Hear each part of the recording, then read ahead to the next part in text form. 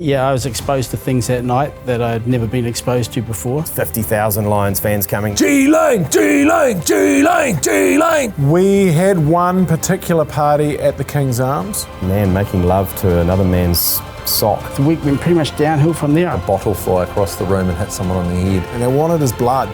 Every now and then I get flashbacks. I wonder if they regret that.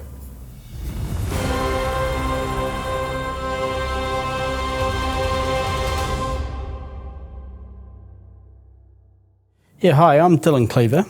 In 2017, I was a sports reporter for the New Zealand Herald, and I was embedded with the ACC during the Lions tour.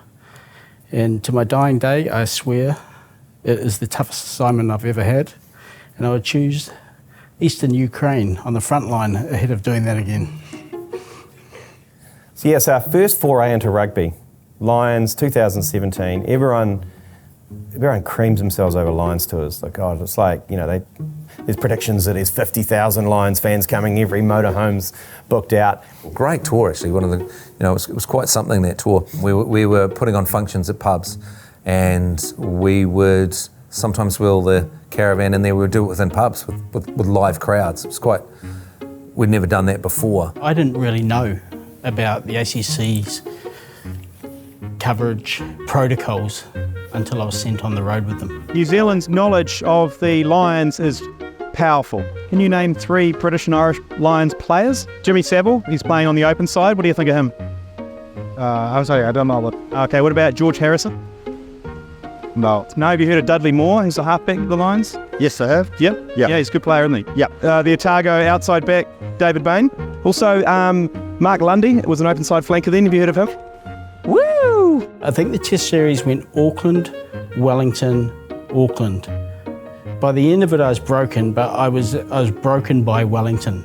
Wellington, for some unknown reason, we decided to have a 3-night lead-in to the test, to do your preparation, get your notes in order, obviously involving pints, a pub, a notepad, a few squirrels. I thought, this is interesting.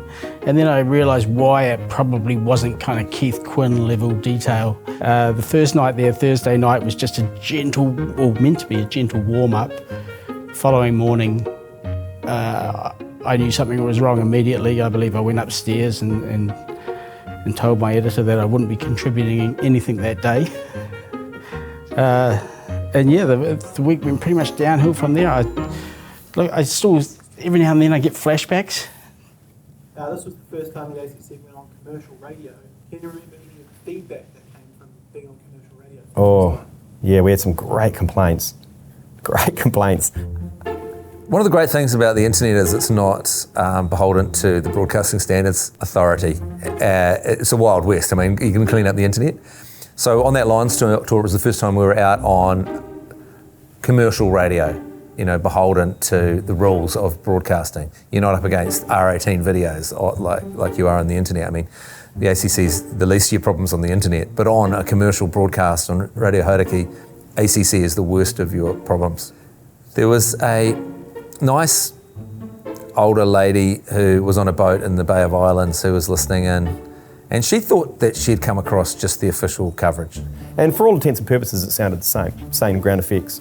Until Jeremy told a terrible story about a man making love to another man's sock. Yeah, it was a story about a sock and love making in a hole in the end of the sock, and the person would put their into, and that was what he got off on. And I think some people accidentally tuned in. She's flicking through the channels. She comes across rugby coverage. She thinks, here we go, this is the missionary position coverage, this is Nisbo. You're going to have the stuff you need to know about the game. Justin Marshall's going to give you some analysis. Nisbo's going to just help you through. And she tunes in, and there's a story about a guy with a bouchon for making love through holes in socks to the point of issue. Go into graphic detail about him making the hole bigger and bigger with his fingers and then putting his downstairs in there and finishing off. So they probably weren't expecting to hear that. I mean, I don't think I was, when I first heard the story, I was quite shocked. But I thought I had to recount it. That would have been, no doubt it would have been relevant in the terms of the actual broadcast. Rightly, she took that to the upper levels of complaint in this country. Rightly, and I've backed her all the way. I backed her all the way in her complaint.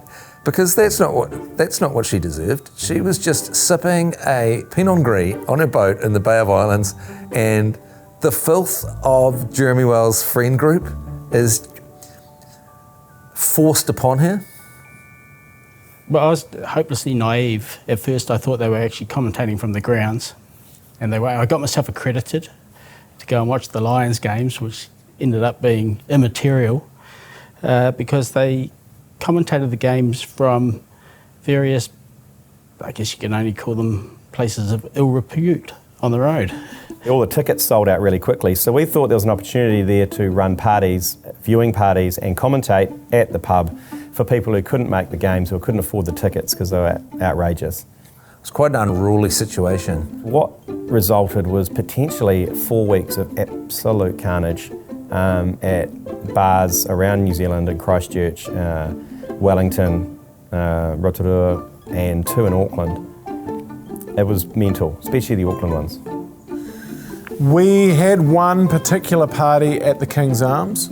It was the dying moments of the King's Arms. And it was oversubscribed. That party it was a fire hazard, what was going on in there. I'm not sure why so many tickets were sold.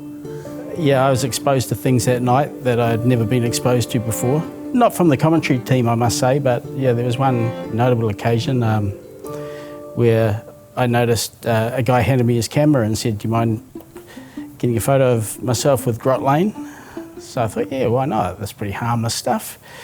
Took the photo. As I was looking at it in the viewfinder, I noticed the guy had his Kransky out. So much nudity. Like, the Arse Against the Glass was nothing compared to some of the nudity we were getting, because sometimes we were in a little glass booth and there were all sorts of body parts being pressed against the glass mid-commentary. There was a tattoo artist there, and I just remember seeing some of the people with the worst tattoos I've ever seen in my life, because they could either get like a rugby ball, cricket ball, a Hodaki logo or an ACC logo, and I'm pretty sure at some of them the tattoo artist might have been steamed. I wonder how those people are going now with their tattoo. I wonder if they regret that. I remember it getting pretty feral towards the end. It might have even been after the full-time whistle. I mean, it was a bizarre end to the test, as it was a draw, a penalty being awarded to the All Blacks right at the end, and then the penalty being rescinded on the advice of the television match official. They're 1 metre out now. Oh, don't drive them out. Don't drive them over the sideline. They have shit the bed. It's a draw. Oh, everyone's going to be disappointed. Let the going in back. Hang on. Hang on. Hold. Oh. Well, that's it, ladies and gentlemen. He's called it. He's called it. It's 15 all here at Eden Park. Freaking way. Wow. Who would have thought? It's a drawn series. No way. And that's nothing to be sneezed at. Jeremy Wells. In the end, nobody likes a draw. Wow. You'd think that Both teams will be disappointed. So there was a tension, a certain frisson in the air that night, and as you mentioned, King's Arms only had a couple of weeks left, so it was like farewelling this pub, farewelling this series that had ended in a fairly unsatisfactory manner. Yeah, all hell broke loose, if I remember. Things were being thrown. I looked out the door at one point and saw like a bottle fly across the room and hit someone on the head. There was like fights. There was a lot of good times. People were having a freaking great time, but also people would want to meet us at the end of the commentary. And it was like, it wasn't quite Beatlemania. It would be like Beatlemania if the fans were zombies. The air was like a fine spray of beer. And at one stage, the G Lane fans were rabid. They wanted to storm the commentary box. And we nearly suffered. We could have been killed at the hands of G Lane fans that night at the King's Arms on the Lions tour. That I think is one of the most important things you've got to remember with the ACC is the G Lane fans are the worst. Like the Jason Hoyt, Matt Heath fans are sort of like cricket fans. They're intellectuals. They're dignified. A lot of them are female. Then there's the sort of the meat and veggie fans that go for your Jeremy Wells, your Lee Harts, and then there's the G Lane fans. Absolute the worst. Anyway, the G Lane fans are smashing on the door and they're chanting G Lane, G Lane. G Lane, G Lane, G Lane, G Lane, G Lane. They wanted G Lane, they wanted his blood. And G-Lane couldn't go out. He couldn't, because he would have been mobbed and potentially killed. I'm not sure what they wanted from him, but that's my last memory of that. It's just G-Lane fans smashing on that door. And we were like, if they want G-Lane, we'll throw G-Lane out to these people. If that's all they want, we're willing to throw G-Lane to the wolves. People were confused about the result.